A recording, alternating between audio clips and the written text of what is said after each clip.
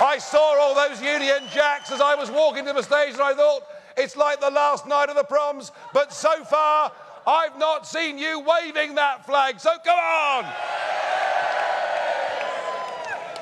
Thank you very much. Well, I was here 3 days before that referendum.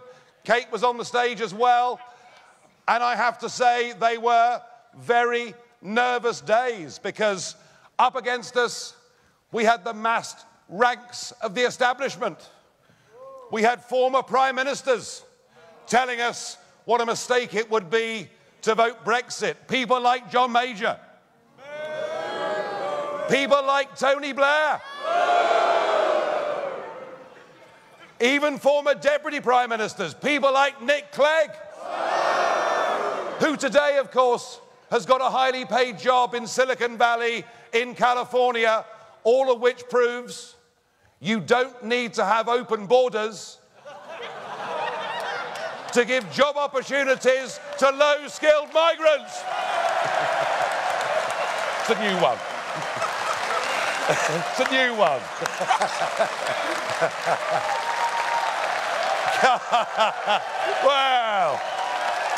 Well, the hell with him. I hope he hates that. But it was Clegg in 2014 who I was debating against in the European election run-up when I said one of the reasons I wanted to leave the European Union is because not only was it expansionist, not only was it developing its own foreign policy, but that it wanted to build its own European army. And I believe we'd be far better off sticking with NATO rather than having our army governed from Brussels.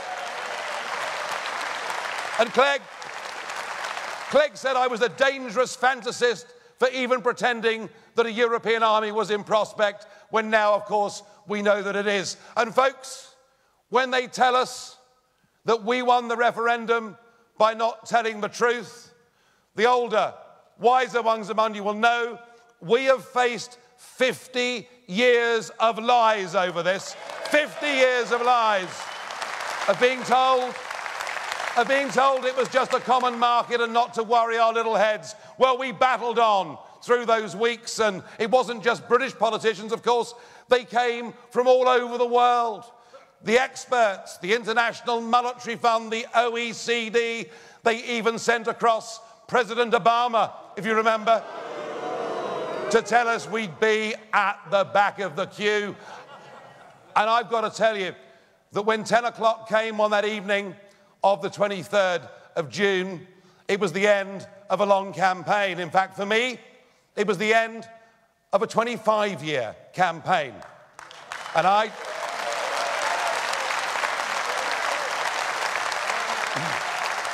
can't tell you how nervous, how tense I felt.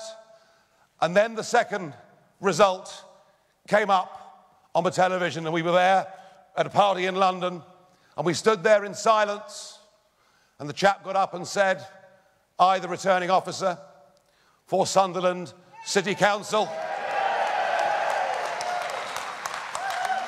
announced the results of the referendum.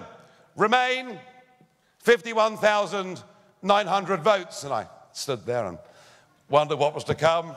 Leave 80. That's all I heard. 83,000. So it's what I call the Sunderland roar. It was the moment we realised that it was the North East what done it, wasn't it?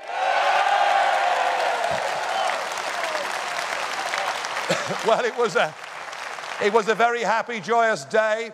And let me tell you this.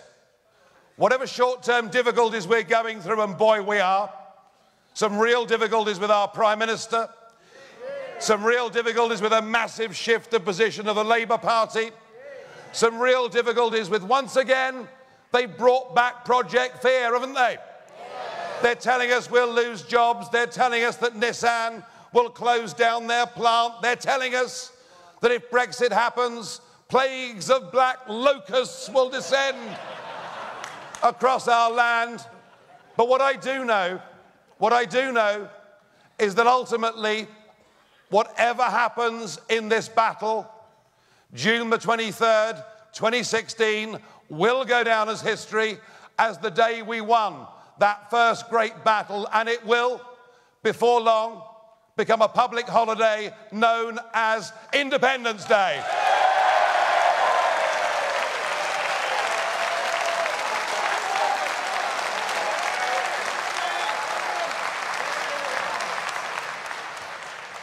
You can keep waving them, you know. I mean, don't be shy. Now, I've just come back from Brussels. I flew into Newcastle this morning from Brussels, where the Union Jack was not being waved by the British Prime Minister. I have to say, from the start of all of this, I do think the way that she's been treated by those Eurocrats just about sums up the kind of people we're dealing with. You see, when you have the government of Europe made up of unelected bureaucrats, people you can't vote for, people you can't remove, what you get is power without accountability. But the way they treated Theresa May has been disgusting. I mean, did you see the dinner the other night? The leaders met. The rest of them went off to have dinner, leaving her on her own and giving her the address for the kebab shop round the corner. I mean, I'm not a particular fan of Theresa May, but you know something? She is still our leader, and for her to be disrespected by that bunch of gangsters in Brussels is disgraceful.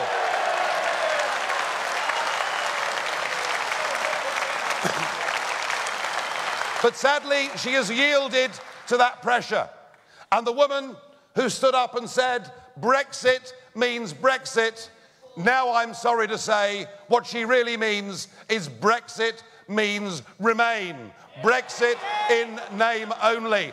And what I saw in Brussels over the last 48 hours was not just a national humiliation for our nation, but what I saw was a Prime Minister actively and willfully attempting to betray the wishes of 17.4 million people in the greatest democratic exercise that this nation has ever seen, and the message that must come from this room and from all over this country is we will not put up with it.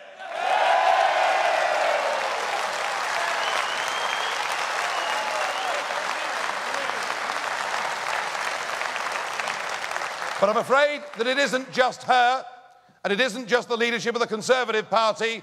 I'm sorry to say that the Labour Party are doing much the same thing. I heard Sir Keir Starmer on the radio. Yeah, I know who. None of these people are very well known, are they? But he's actually rather important because he's, you know, the shadow Brexit secretary. But you're right. You know, we used to know who our politicians were, didn't we? We knew who they were on both sides of the House, because in the old days, they were real people. In the old days, they'd done proper jobs. Now they're a bunch of dull careerists in the main, at least that's what I find. But Labour's position now is that they too think we should stay part of a customs union. Now look, folks, whether it's Labour or Conservative, the fact is this: we the people were told in this referendum that it was our decision. And we were told in that leaflet that David Cameron delivered through every door in this land, do you remember? Yes. £9 million of your money was used to do it. Yes. And how I enjoyed myself posting it back through the door of number 10, Downing Street. But we were told we will respect the vote, we will implement your decision. And if that wasn't enough, we didn't just vote for Brexit once, we did it again in June 2017 in that general election, when both our major parties promised, and 85% of the electorate voted for parties saying, we will take you out of the European Union and its single market, all right? It couldn't be clearer.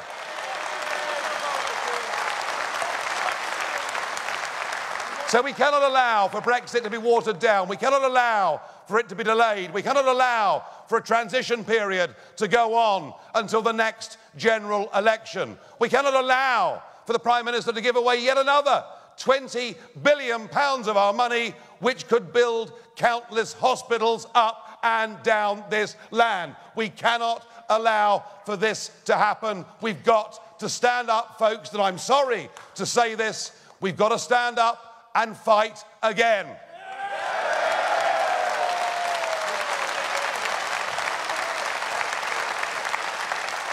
You see, in the cosy confines of London, of Westminster, within the M25, they think they can water down this Brexit. They think they can betray your vote, and they think they can get away with it. But nobody really has made them feel the heat. Now, if I've got one apology for you, it's this. Before the referendum, we had a pretty united campaign of people from across the political spectrum fighting to get back the sovereignty, self-determination, and, here's the big word, the independence of our country. But after we'd won, I guess in a way we all went back to our day jobs. We kind of trusted that the government would carry out the will of the people, and we've left a huge vacuum for the other side. That side has now been filled with George Soros's money.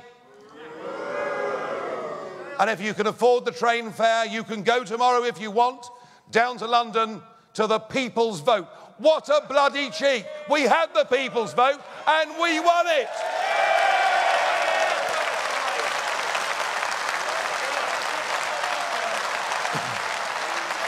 Now, if you want, you can go to London tomorrow and listen to the campaign for a second referendum addressed by such luminaries as Sir Bob Geldof. So good for you if that's what you want to go and do.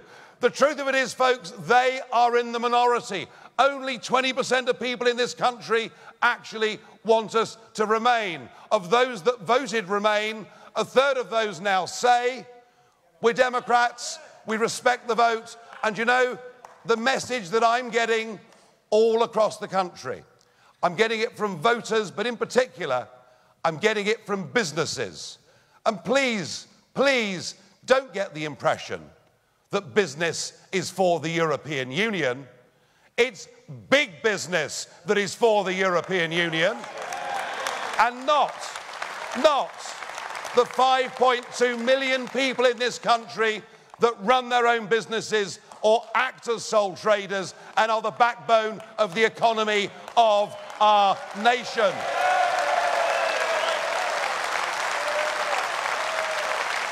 Now, the message is simple. The message is, can we please just get on with it? That is what our country wants. That is what our country wants. Now we need your help. We've reformed under this banner of Leave Means Leave. We are of no party, we're of all parties. We have significant business figures backing us too. We had last Saturday in Torquay, Tim Martin, the boss of Wetherspoons.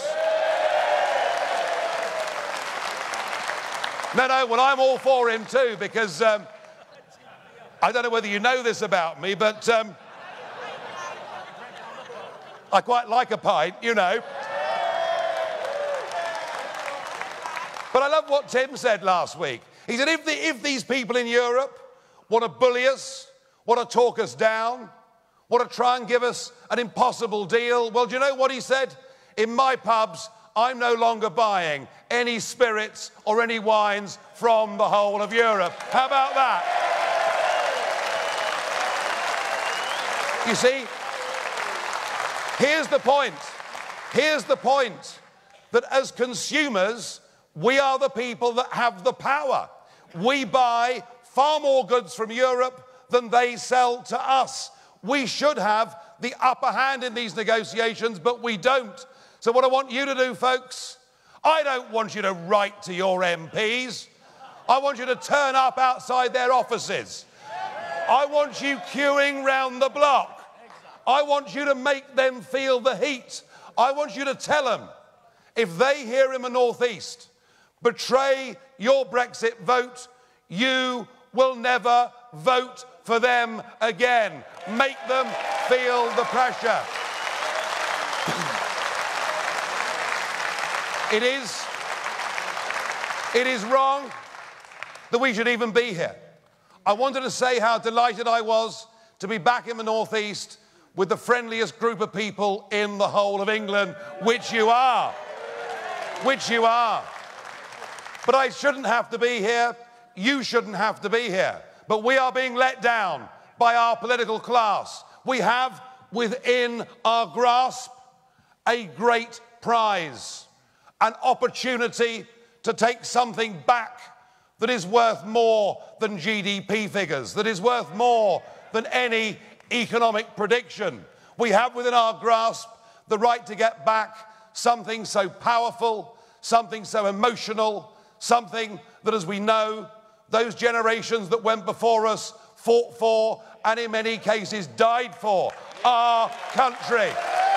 Our country. And we are going to win. We are going to win. We are going to win.